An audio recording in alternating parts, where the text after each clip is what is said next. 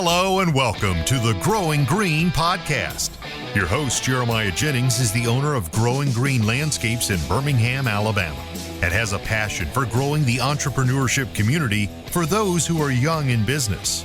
Being a business owner isn't easy, especially in the early years, and that's why in this show we dive into a wide range of topics covering all the challenges small business owners deal with.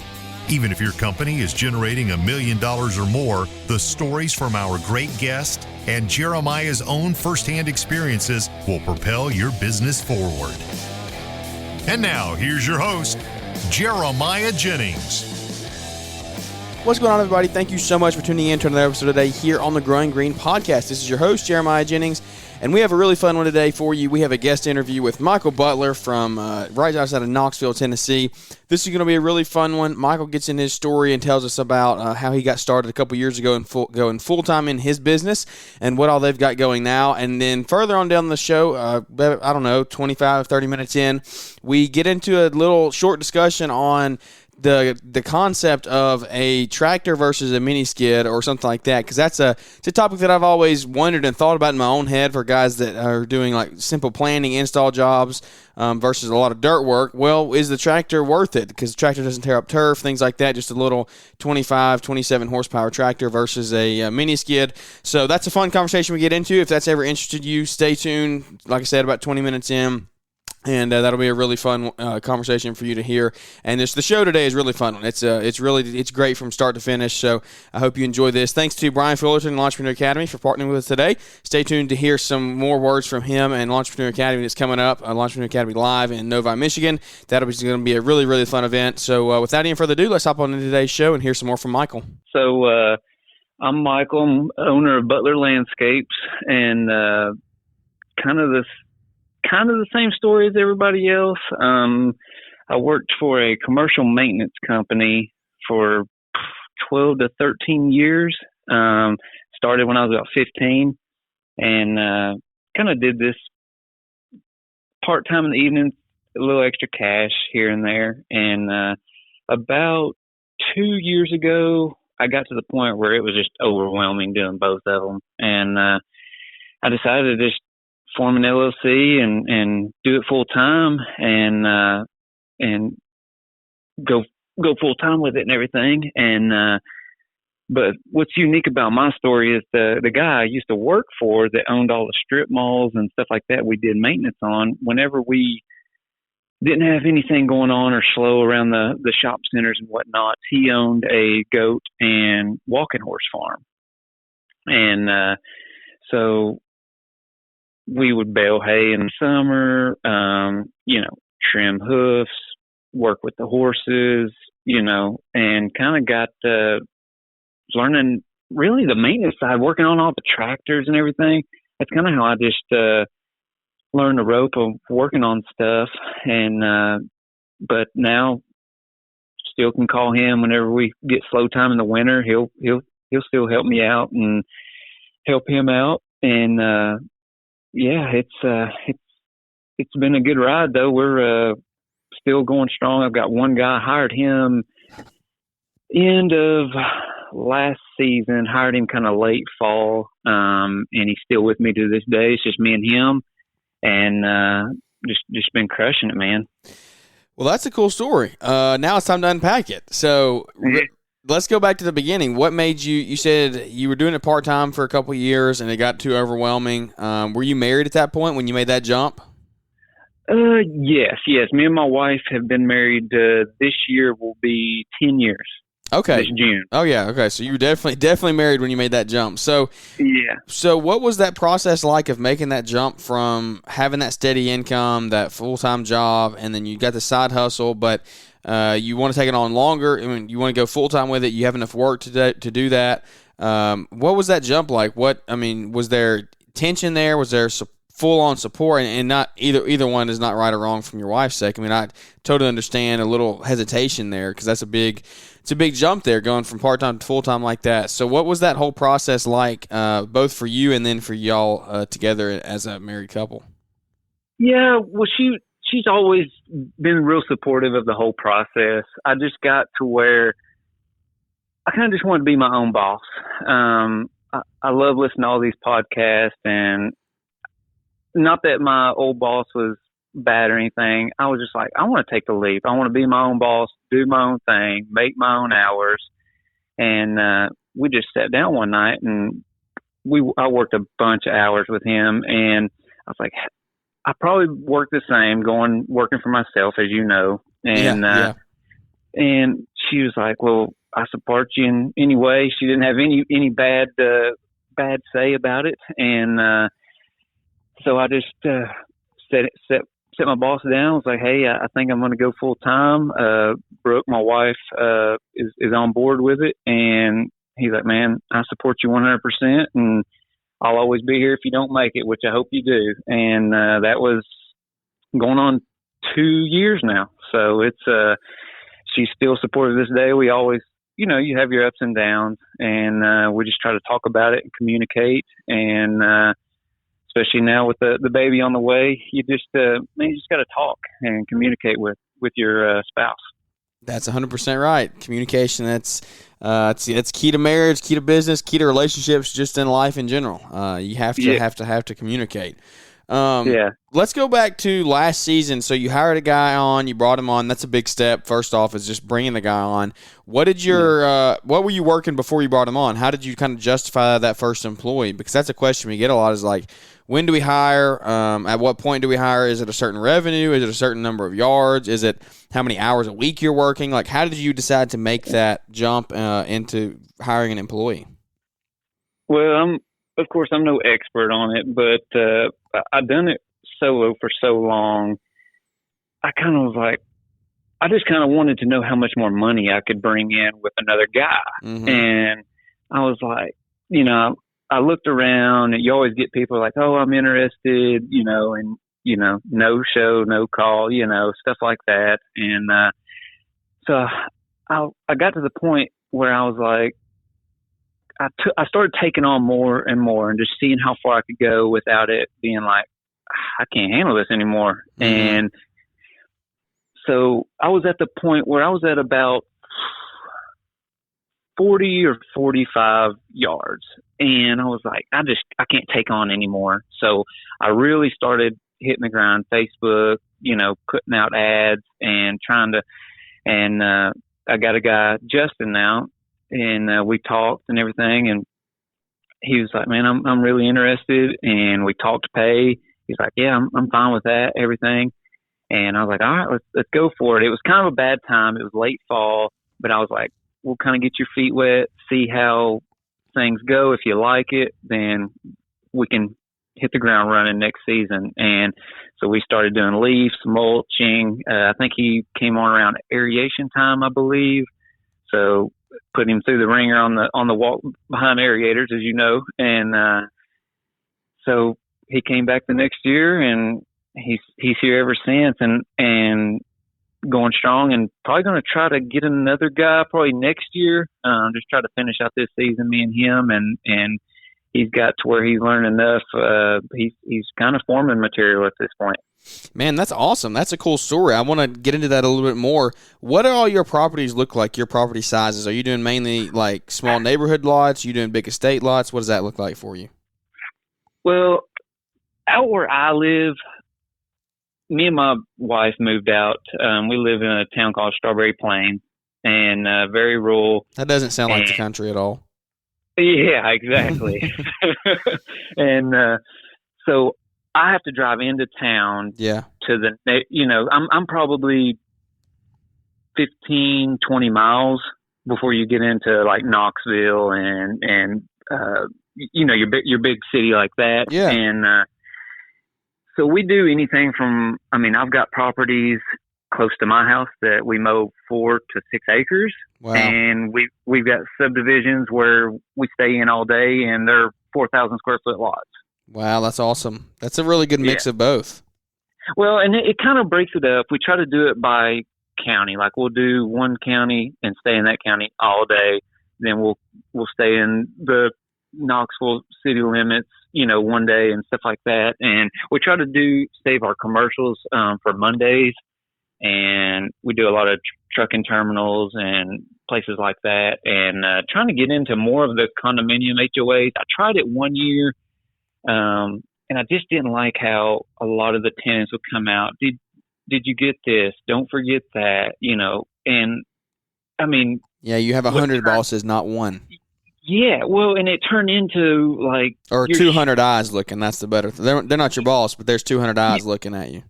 Exactly, and like a property I accounted for, say, 2 hours, you get stopped 10, 12 times, it turns into 4.5, 5. You know, and so we're trying to switch it up and talk to the president of the HOAs and stuff like that, and I'd like to move in because they're pretty profitable if you estimate them right and whatnot.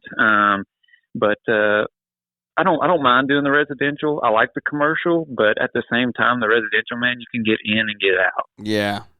Yeah, no, that's right. I mean, you can, as long as you don't have Grandma Harfnerbler talking to you, as the Kettleballman would say, coming out and saying, talking to you every time you're there. Exactly. How is it in Alabama? Are they rural? Are they subdivisions? What size we have a pretty good mix of both. So where I started my company, which is about 30 minutes from where I'm at now, more in rural outside of Birmingham. That was more bigger lots, just old field grass, like not really nice turf.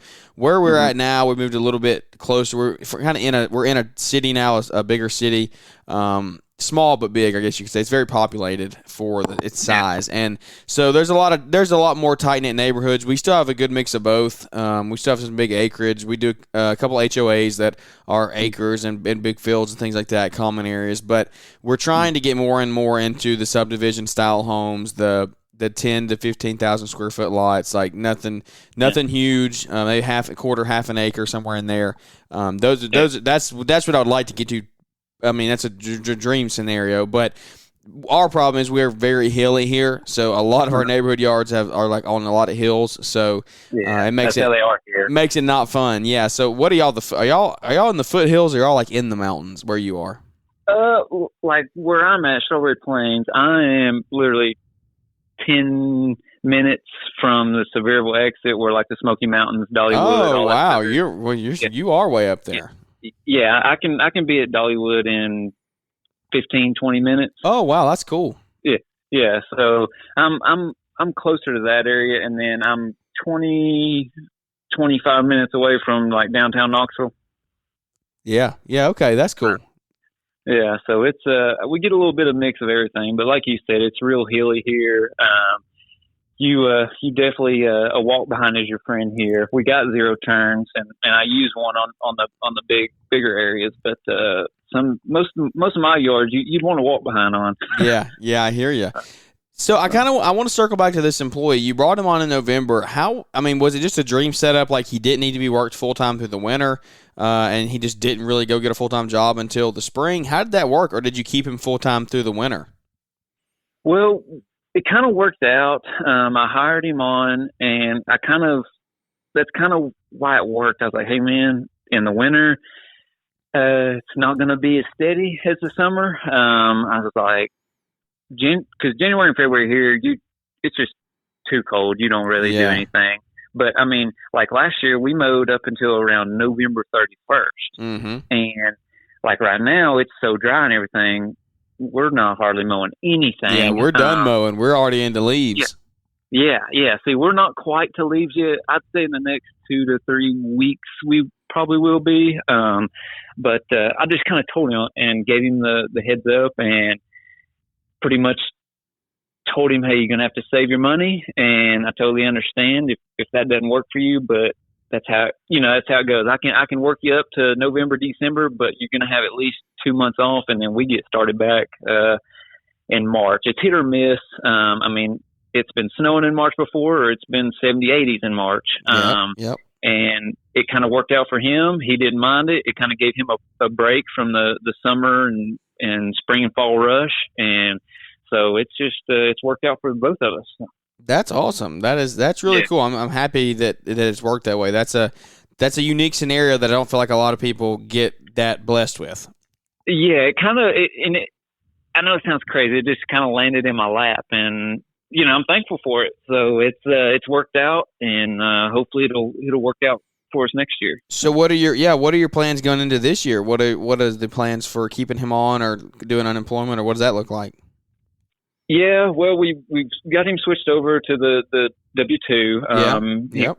For a while, he was just a 1099 contractor, and when I saw he could really do the job and he's been working out perfect, I was like, we'll get you switched over, and that way, you can do the unemployment thing. And so we've just got him on technically as a seasonal employee. That way he can get unemployment in the months we don't work.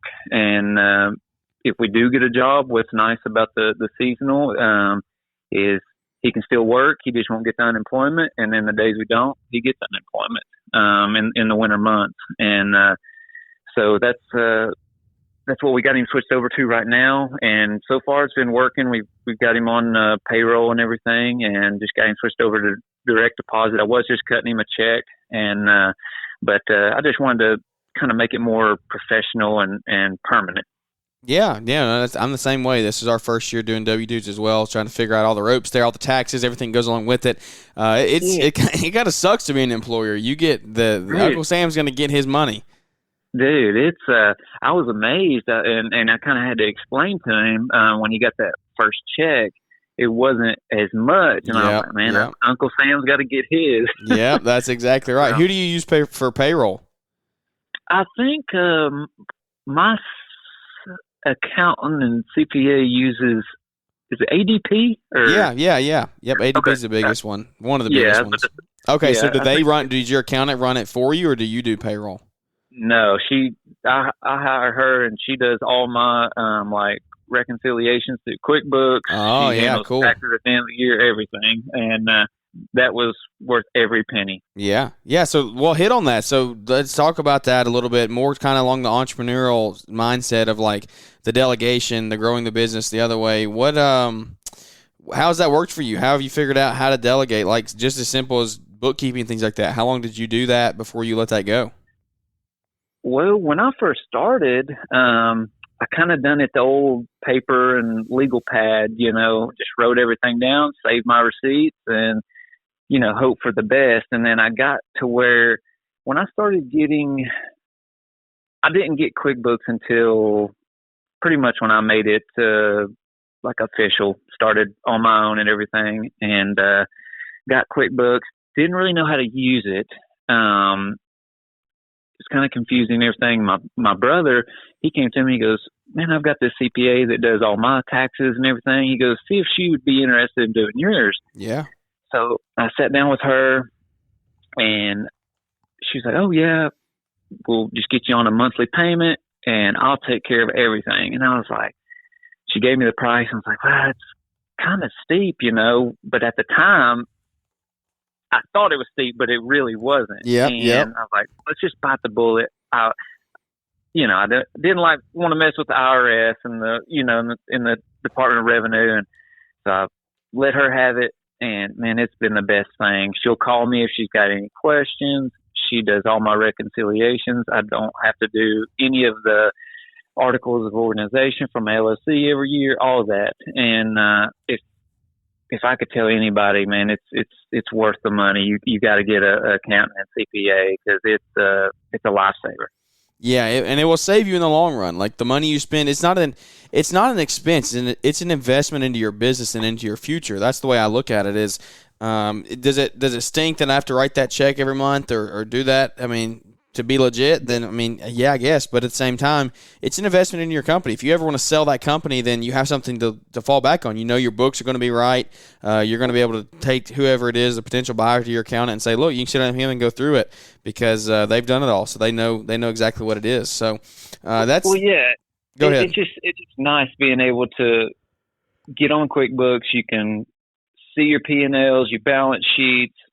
Anything you want, especially now that I've got her and everything's up to date each month. Yeah. You can, everybody says you need to know your numbers. Well, man, if you get a CPA and accountant, you can definitely, it'll definitely help you out with that. Yep. No, that's 100% right, man. That's good stuff. That's cool to hear that you already starting that in the beginning. Cause you're only year 2 into full time. And so getting all that stuff figured out, you're a lot further along than I feel like a lot of people would be, at your timeline, at your age and stuff. So how old are you?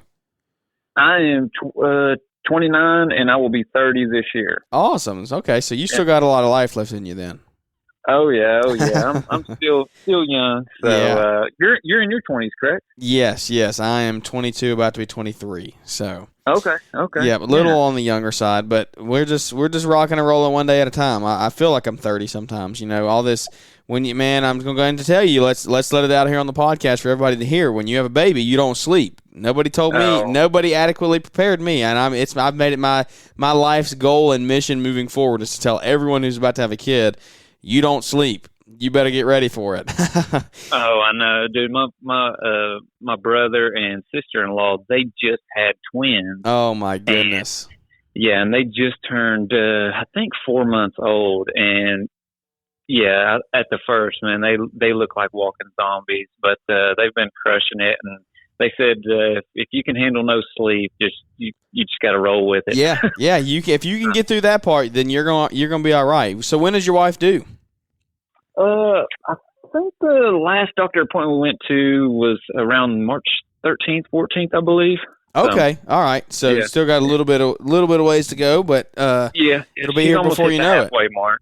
Oh yeah, it's we're excited and just something new to add to the book. For sure, bringing it in right on spring rush too. That's not gonna add any tension or stress to anything. Well, that's what I told her. I was like, it could not have come at a crazier time, but those things you can't pick and choose them. Yep, that's right.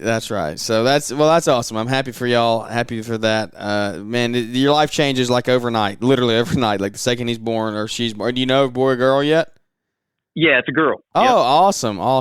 Yeah. That's too cool. We had a boy first, and I'm ready to have a girl. So I wanted to have a boy for sure, but I definitely want a girl now. I grew up with brothers and things, so a girl is definitely what I want moving forward. Well, let's talk about business moving forward. Well, actually, let's talk about your services. We haven't even got into that. So what do y'all do? Yeah. Butler Landscape LLC is the name of the company, right? Yes. So yes. What do y'all do? What services do y'all offer? So we're just a lawn and landscaping company, and we just do mowing Monday, Tuesdays, and Wednesdays, and we try to shoot for landscaping on Thursdays and Fridays, and we also do gutter downspout burial and French drain works, and we've got into that more here recently, just because it's something different, and we really like doing it. We're good at it. And we used to dig them by hand, and last year I bought a New Holland tractor with a backhoe on it, and that's made life way easier. And just your full bush trimming, landscaping, mulching, and the dirt work side of things would be our French drains and gutter downspout burials. That's what we like doing, man. It's fun. Yeah, those are cool. What kind of ground do y'all have up there? What kind of dirt are you digging in? Well, it's really good topsoil, but the newer neighborhoods we're running into, it's they're stripping all topsoil off when they're done and leaving us with just sticky clay. Yeah. Well, welcome to my life 24/7. Oh God, it's a mess, and especially after it rains, it's just wet, it's sticky. You can't get it out of your bucket. And I don't know why. I'm sure the contractors sell it, the topsoil off of it. I'm not real sure, but if we can get 80% of it's topsoil, but the newer neighborhoods it's starting to be more clay. And we're working with it. Just takes a little bit more time, but we're kicking through it. Yeah. So how did you learn how to install all that stuff? A common thing we hear a lot is like, and this is something for me in my business is like, I love asking people that offer services like that are more than mowing, more like something that takes a little skill to learn, the retaining walls, the French drains, things like that. And you didn't say y'all do retaining walls, or did you? No, we don't do any hardscaping at the moment. Yeah. Okay. So French drains and gutter downspouts, though, you're still working with grade at that point. You're still digging a pretty good bit. Like you got to do things right. You're still working with different kinds of base and things. So how did you learn how to do that stuff? Is it something that you learned growing up, or like did you teach yourself, watch videos? How did that whole process go? Well, it really started back at my my commercial maintenance job. That's kind of where I thank him, man. He really taught me a lot, and all the time he was building new shopping centers and rental properties, and I literally just took notes, videos, and just studied it because I think it's very, very interesting. And so I really learned it from him, just adding French drains, and on all his new properties, we would bury the gutter downspouts on all the houses and strip malls and whatnot. And then when I got done with him, it's kind of just learned my lesson and ran into different issues and learned from my mistakes. And but really, I really got to just thank him. And then after that, just kind of the final touches, I just learned myself and watching videos. And really, YouTube's it's really crazy out there. You can learn almost anything you learn in school on YouTube nowadays. Yeah, 100%. Self-education is huge. That's something that I preach is self-education all the way to the end, because I think you can do that can take you a long way without even having to pay for any school, and maybe buy a resource along the way, a course, something like that to help you. But there's plenty of free self-education out there. Well, what is the worst thing you think y'all have ran into on a job site? Like digging or have you ever hit a line or had a big, dig too deep? What did you think your biggest issue is? Well, my biggest problem I think we've ever run into, it was before I hired Justin on, and really before I learned about utility marking. I've definitely hit a water line and hit some other PVC and stuff like that. And then I learned that about the utility marking company, and ever since then I try to just whether the customer's impatient or not, you got to wait till you mark your utilities, because I've definitely learned the hard way by hitting a water line, and but now I get the utilities marked, and it's one of those things where I said I learned my lesson. Yeah, that's right. You never dig before you have those things marked. I totally agree with that. Those are all things that I think are crucial moving forward, and that's even the little things that we do if we ever are even like planting or taking out shrubs or stump grinding tree stumps or anything like that. Like, we're always going to mark, just if there's anything near where we think we could hit it, we always mark it now.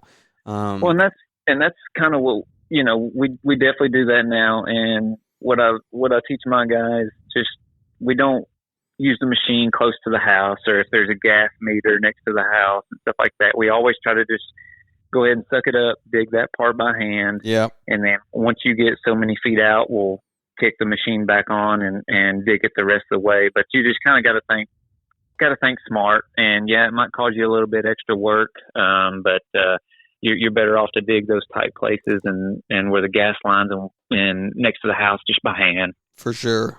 I think I missed it. What equipment did you say you had? A mini skid or a mini excavator? What did you say you had? We've got the New Holland. It's the 27 horse. It's the tractor. It's got the front end loader. Yeah. Does it have a backhoe as well? Yes. Okay, I want to hear. Yeah. Tell me about that. So, how do you think what is your opinion on getting a little tractor like that versus a little mini skid? Because I feel like the tractors are so much more versatile. Like, is it 4-wheel drive? Yeah, it's 4-wheel drive. So it's 4-wheel drive, so you can go, almost anywhere. But you're not tearing up turf. You can turn on people's yards and not bother it. Like, what is your opinion on that? How has that worked out for you? Ready to charge up your business and take it to the next level? Well, plug in and join us for Launchpreneur Academy Live 2022. Don't miss this electrifying opportunity to hear from our top industry professionals. Get powered up in this high-energy atmosphere, learning trade industry knowledge and ways to level up your thinking. This high-energy teaching and networking event is full of motivational information, giveaways, and trade industry secrets. Take charge and register now for the industry's largest training event of the year, Launchpreneur Academy Live 2022. all around, it's just a great experience. I didn't realize how important that LAL is. You get more than you spend at for a 4-year degree. Man, I can't wait. This has been a great event, and I will definitely be back next year. Take charge and register now. Entrepreneur Academy Live is Saturday, November 12th in Novi, Michigan. And we're going to get a little bit more detail. I want to help you guys grow larger companies, more crews, more profitable businesses, a little bit more X's and O's. And the link to register is in the podcast description. So when I first looked into it, it was an awesome idea. I got it. It'll dig a little over 7 feet deep. You can get whatever size buckets you want, 6-inch, 9-inch, 12-inch, they've got it. It's got the outriggers. You can put your bucket down in the front and you can lift all 4 tires off the ground and just work. Well, now that back when I was only using it, say, once a week or once every 2 weeks, wasn't that bad. But what I've learned now is that, in my opinion, I'm actually looking into trading it in and getting a mini skid or actual mini X, because what you run into with the tractor is mine's got the swivel seat. You can swivel it around. Yep. And you can dig or whatever, but by the time you dig about a 5 foot, 6 foot span, you have to get off the tractor, swivel the seat around, take your outriggers up, pull your bucket up, pull the tractor up, set everything back down. Do it all over again, yeah. Do it all over. I mean, you waste so much time, and that's the only thing I hate about it is, you literally you can't just do it like a mini X or a mini skid with a trencher or something, and just scoot it back, dig, scoot it back, dig. That's the only downfall I would say. It's powerful. You don't need any more power. It'll lift a full bucket of river rock, number 57 gravel for driveway, whatever you want. But the backhoe part, you just got to account for a little more time, because the time you pull your outriggers up and lift your bucket and swivel your seat around, you just waste so much time. So that's kind of why we're wanting to transition out of that and are looking into more of the mini skid or, because I'm a John Deere guy, so I'm looking at the John Deere. Yeah, the 17G or something like that, because I think it will be quicker and kind of less of a hassle with a tractor. But it's been an all around excellent machine. If for a homeowner or anything like that, it would be perfect. But I'm even thinking. So, do you do much like landscape planning or anything like that? Yeah, we do. So that's how I think my use for it would be, because we don't do French drains. But like my thought is like you can get an auger attachment for that thing and just dig the holes with that. Just like you could a mini skid or anything else, right? Yeah, you can. With what I've ran into though, we plant a lot of privacy hedges out of skip laurels, leland, emerald green, stuff like that, and our customers already want them pretty big, so we're planting the 20-25 gallon. And to get that 25, I think they call it a 25-inch auger or a 20 something. The smaller tractor, it really bogs it down. Okay. And in that clay and like where you're at, that clay, I don't think it would handle it. Okay, so maybe just get it's not necessarily having the tractor, it's just get a bigger horsepower. I was about to say, you might want to go to the next step up. I think it's like a 35 or 36 horse would probably be fine, but not with the 27 horse. I just don't think in the clay soil, it just doesn't do as good. Okay. Now with now we've planted smaller stuff, 5 gallon and 1 gallon, stuff like that, and it'll drill you pilot holes like crazy. Yeah. But when you get up to that big 18, 24-inch auger, it doesn't like it. Yeah. No, that's good information. That's that's cool to me. So what do you think, last thing on the whole tractor thing, but like the whole like versatility of driving on people's yards and not having to put on a plywood highway, things like that, like does that, how big of a factor has that been? Because I feel like even though you have to take your outriggers up, you have to move the bucket and all that, that takes time, but you're not having to set out plywood highways. You're not having to worry about turf being torn up outside of what you're digging. So like, have you thought about that? What is that? Are you really going to save that much more time? Not like having to do that. I'm just curious here, not one way or the other. You're probably correct. The only thing, it is awesome on grass. It doesn't tear it up. Now on wet grass, wet ground, of course, any machine is going to tear the ground up. But the only thing we've noticed is when the outriggers go down, and we used to not, but I've learned now when the outriggers go down, we try to put like a piece of like 12-inch by 12-inch piece of plywood under them. Yep. Because if you go to dig and you get caught up on something, it'll kind of pull the tractor a little bit. Mm-hmm. It'll kind of dig those outriggers down. So we started that. But we tried just to not work on days I know that the ground's going to be tore up, because that's just more money out of your pocket fixing the ground and stuff. So in my scenario, I've never owned a track machine, so I couldn't tell you, how bad it is on the ground. But I just think a track machine, like a mini skid or a mini X, is just going to fit us better. But I think you are correct. I think the tractor would be better on the ground than a track machine. But it's worth saving the time for me. Yeah, no, I see both sides of it. That's cool. I'm just interested trying to because that's something. This is literally a conversation that I've thought in my head and ran over a million times. Of if I do go that route, it would be cool to get a little tractor like that, because you can pick up a little tractor like that for not that much money in the grand scheme of things. What does something like that cost? Like, I know it's been a while since you bought it, so it could be more expensive. But 25 grand maybe, something like that. Actually, ours cost. I think we paid. I think I bought it in. Now that I think about it, I bought it at the end of 19. I think it was February of 19 or February of 20, and we paid $17,900 for it. Yeah, so probably close to 25 grand now, but back then that's not. That's really not bad. That machine's paid itself off surely. Multiple times over. Oh yeah, and versus like a mini skid or a mini X nowadays is. I think the numbers we're looking at is anywhere from 30 to 40,000. Yeah, exactly. So I think it would be a good entry level option. I feel like if you're looking to get into that.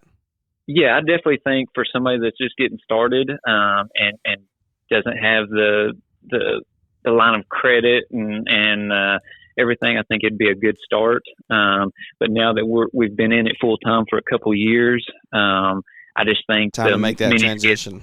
It's just going to be more versatile for us and more attachments and stuff like that. Yeah, for sure, buddy. That's cool stuff. That's fun conversation there. Well, do you have any words of wisdom or advice you'd like to leave anybody with today? If I could, the one thing I could say is the going back to the CPA and accountant thing. Okay. Yeah. I think that's the main thing when you get started. When you're forming, if that's where you're starting, if you're forming your LLC, I think you should just go ahead, find you an accountant, CPA. It might cost you a little money up front, but I think it'll be well worth it. It's been well worth it for us. It's been awesome. Yeah, no, that's really good, man. I agree with everything you've said there. That will save you a lot of money and time and headache in the future, because I made those mistakes. I went the wrong route. I didn't have a bookkeeper. I hired the wrong bookkeeper. It's been a process, and it ended up biting me. I spent a lot of money, wasted a lot of money, but now we got it all figured out. We have a great bookkeeper in Gulf Coast Bookkeeping, and so if you want to check them out, that's free plug there, Megan and Joey. But if anybody wants to check out Gulf Coast Bookkeeping, just tell them that we sent you here from the Growing Green podcast, and they'll be happy to chat with you there. But anything. If that's all you got, man, I think that's pretty good on our end. I have one final question that we like to ask all of our guests. Pretty simple, but it can be complex, and it's just, what is your why? Well, now would be my little girl on the way. My wife. I don't want them to ever want for anything, and when I'm out there working, I just that's kind of why I'm doing it, is just to provide them and try to get them whatever they want and keep them comfortable and keep a roof over their head and just keep a good life for them. Yeah, that's amazing. I love hearing people's whys, because as life goes on, as you progress, you develop, family grows, you just get older. Life goes on and things change, and it's really cool to see how people's whys do change and they adapt with your life. Like 5 years ago, it wouldn't have been for the reason it is now. Shoot, 6 months ago, it wouldn't have been for the reason it is now. So I love hearing those answers. A lot of times we have some people say the same things. Like, I'm sure we've had many people say for my kids and my wife, but it's always a different meaning to somebody else. It means something personal to them. That's why we like hearing that answer there. So, well, man, you go ahead. Going to Equip this year? Absolutely. We will be there. Yeah. How many times have you been? Last year was actually my first time, so this will only be my second year. Okay, well, this year is my first time. I missed it last year due to COVID. I got COVID 2 days before I was supposed to go, and I was like, I'm not missing it this year. Yeah. So I look forward to seeing you down there. Oh, yeah, man, absolutely. If you see me, stop me and say, hey, it's a fun time getting to hang out with everybody. It's a whirlwind for sure. But it is definitely something that we love, and I mean, I don't ever see myself not going now, honestly, for the rest of time, because I just love the networking and getting to talk to people and hang out. All the people you talk to on social media, we get to talk to on the podcast like this. Just getting able to shake your hand and say hey in person and just build that relationship makes it so much sweeter. So look forward to seeing you in real time, really about just 1 week. Yeah, I was about to say we got about a week left. Yeah, how far of a drive is that for you? From my house to where I'm staying, it says it's about 4 hours. Oh, wow. Okay. So that's still a pretty good drive. Yeah. It's because I'm staying, I think at the Galt House, I believe is what it's called. Oh, yeah. Yeah. That's a really good hotel downtown. Yeah. So, but yeah, I'm about 4 hours and 15 minutes. What about you? I hear you. We're about right at 5 hours. So, okay. Not too bad at all. So we straight shot up 65 and we'll be there before you know it. So, well, man, that's really cool. Where can everybody find you if they want to connect with you, maybe ask you a question or something about that tractor or whatever they got going on in their business they can relate to you with? Yeah, just Butler Landscapes LLC on Instagram, Facebook, and TikTok. Man, that's awesome. Everybody go check them out. There's no better way I can end the show. I love hearing all your answers, all the value you brought to the show today. I really appreciate you coming on tonight and spending some time with us. Yeah, thanks, Jeremiah. I look forward to seeing you at the Equip. Absolutely. Well, guys, thank you so much for tuning in today for the show. If you did enjoy it, leave us a big 5-star rating and review. Those do help us. It boosts us out there so we can continue to grow the community one relationship at a time. Again, thanks to Brian with Entrepreneur Academy for sponsoring the show today and all the courses he has going on there. LAL is coming up just around the corner. You heard the ad earlier on the show there, and so go check it out. Go check out LaunchpreneurAcademy.com. Get your ticket. Get. You missed the early bird. Sorry to tell you missed early bird pricing, but get it now because it wouldn't shock me if it goes up even more at the end of October. So go check that out.